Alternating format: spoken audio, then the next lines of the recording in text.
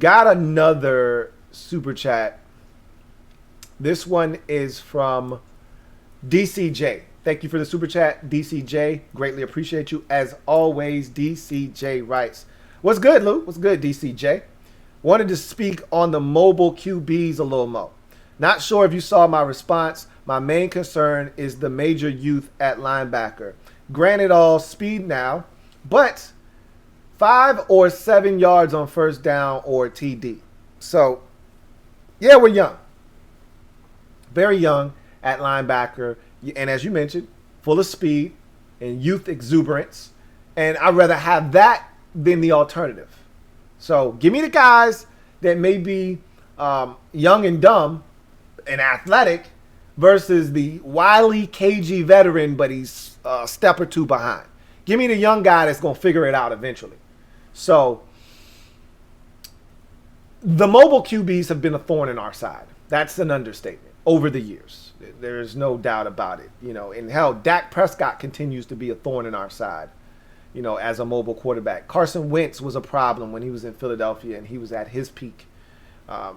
We've gone through this. Last year, Lamar Jackson, Kyler Murray, those guys did a number on us. They do a number on a lot of teams, but the teams that they struggle with are the ones that can move laterally with them.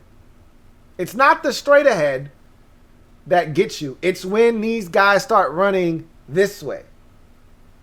Normally, they got too much speed and they beat you around the corner. Case in point, last year, Montez Sweat has an angle on Kyler Murray, and Montez Sweat is a 4.41 athlete. That shit doesn't matter when you're chasing a guy that runs a 4.3 something. Sorry. Not sorry. He turned the corner on Montez. And Tez was running as fast as he could. And you know, Tez has those massive steps and strides. He's eating up tons of grass like he's Popeye. Still couldn't catch him. And then dove at the end. All for naught. So, the more of that you add, though, so if Tez makes him bow out backwards because he's trying to turn the corner, and then you got Jamin Davis coming, even if he turns the corner on Tez, Davis is there to push him out of bounds, and it's a 2-yard gain. Instead of him turning the corner and having that be John Bostic, and now it's an 11-yard gain before he gets escorted out of bounds. Or turns it up and gets 18 or 50 or even worse, 70 and a touchdown. So, yeah, you know, guys with wheels have been a problem. Hell, even Daniel Jones in the first game, if you recall, I think he had a 40-yard run on us in that game. He's a problem with his wheels at times. The more athletes you put on the field, the less likely a guy is going to be able to tear you to shreds with his legs at the quarterback position. So I like the position that we're in. We got a ton of speed up front on the defensive line. We got guys behind them now that can run. And the secondary is getting faster and faster and faster. So I like where we are. And I think the mobile quarterback is always going to be a dilemma. Always. Because you can't account for that speed, even though you know that guy is capable. You don't know when Lamar is going to decide he wants to, you know, bust off a 50-yarder. You don't. But you know what helps? Is that instead of it being Ryan Anderson out there, it's Chase Young. What helps is instead of it being John Bostic, it's Jamin Davis. What helps is instead of it being KPL, who's not bad and not slow, it's Khaleke Hudson or Cole Holcomb. Those things help. So I hear you.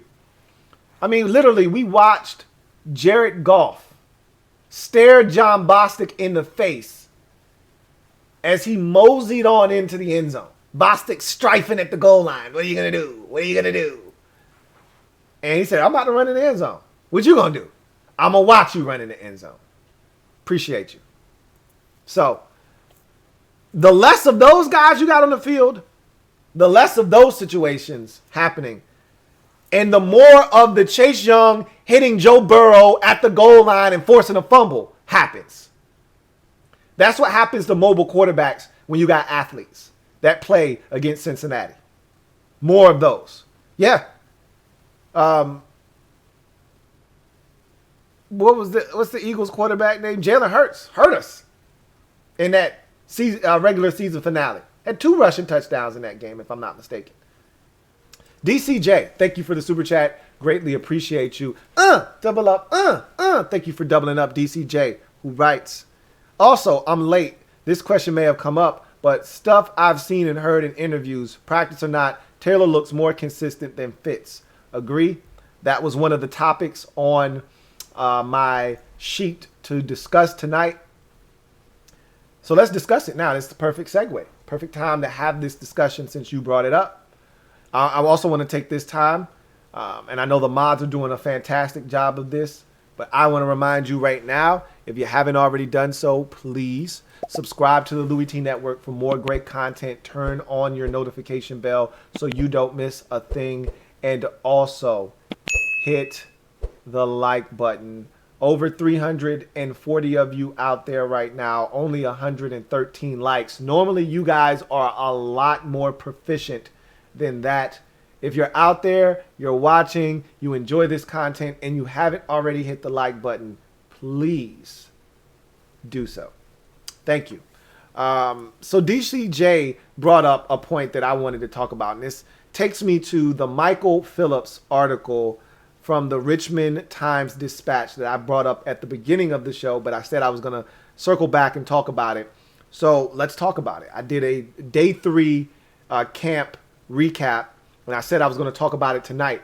So one of the things he brought up in this article, he brought up several points, including the punt returner point that I brought up earlier. You know, he talked about them separating those 4 guys and giving them opportunities to field punts. He didn't necessarily say that's a faction and then AGG, Cam Sims, and Harmon are a separate faction. He just said that those 4 guys they're looking at as punt returners, and that may be the deciding factor as to one of those guys potentially making a football team. That said, he said at practice this week, one of the biggest takeaways from the article was the fact that he said Taylor Heinicke consistently outperformed Ryan Fitzpatrick during this week of minicamp. Every single day, he was the more consistent passer of the football, made the least amount of mistakes, and moved the offense in a much more fluid and consistent manner than that of Ryan Fitzpatrick. That said, Rivera made sure that he threw this out there, that it's camp, 1. 2, we didn't ask the offensive line to do certain things. We didn't ask them to cut and to do some of the techniques that would have helped these quarterbacks have more time. And in saying that, not to say that Ryan Fitzpatrick is a slouch back there, because he can move. The man is 38 years old. He is not a spring chicken. And Taylor Heinicke, on the other hand, when things break down, we've seen the magic from him. So he's able to improvise, get out of the pocket, and make things happen. So that would benefit him in a helter-skelter situation. That said, Ron said, look, don't read too much into what you saw here, okay? And Fitzpatrick also said, look, I'm still getting down the timing and the rhythm with these receivers and these tight ends and these backs.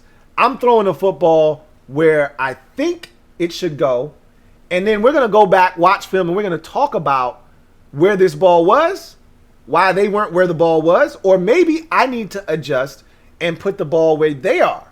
And so there's still this feeling out process amongst these players. So while Heineke was heads and shoulders better this week, we'll see when the pads go on and these games start being played in the preseason and you start getting these padded practices, we'll see who is performing what. But Ron reiterated this, and I don't know how much I believe him, but Ron reiterated this. It's a competition. It's a competition, so we're going to see. That's what Ron said. Is it really a competition? Because it feels like you've already crowned the starting quarterback. But if Taylor Heinicke is head and shoulders above Ryan Fitzpatrick when we get to the end of the preseason, is there a decision to be made? Just also understand this. The offense that's being run, Taylor Heinicke has been in this offense for over 3 years. 3 years plus of experience in this system with Scott Turner. Going back to Scott Turner's days in Minnesota.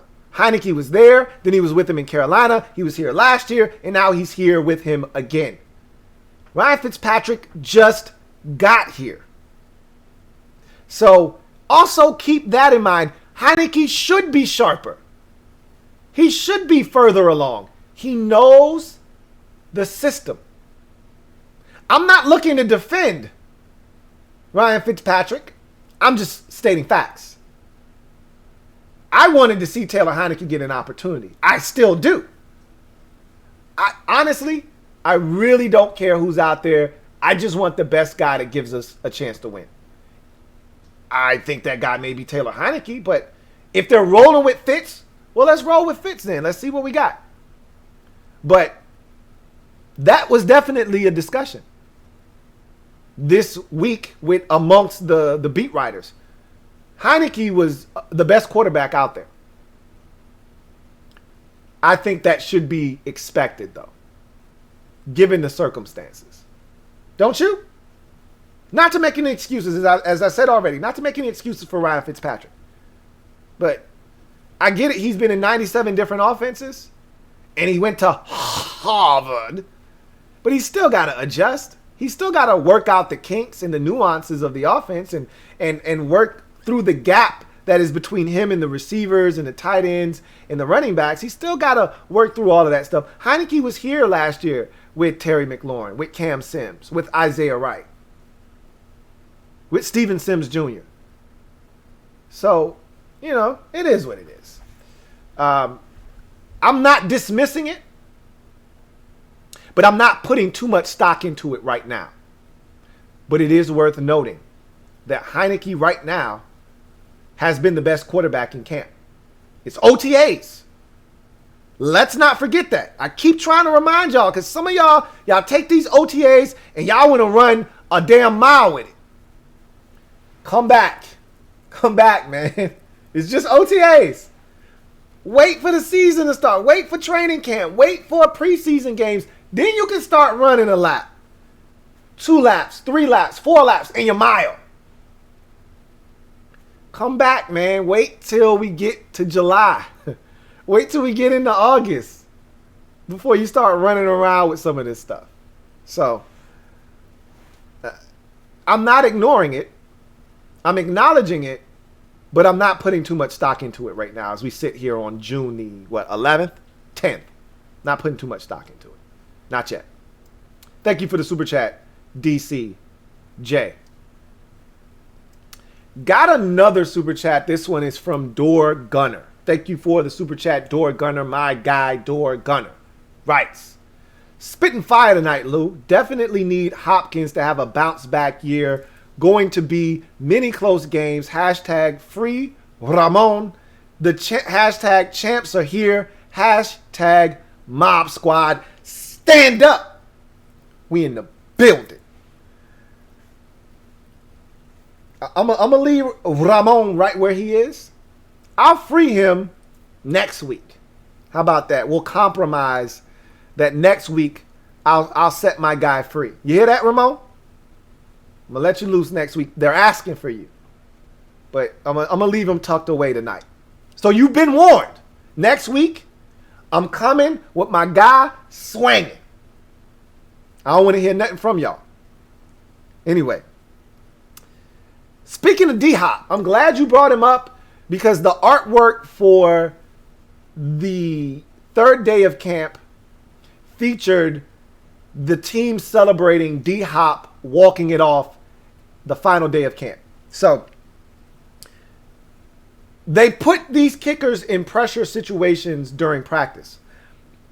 And it's not uncommon. It's not unlike basketball. If you've ever played basketball at a high school, collegiate, or pro level, then you know this to be a fact. That at the end of practice, they'll do something like free throws. Got to make your free throws, right?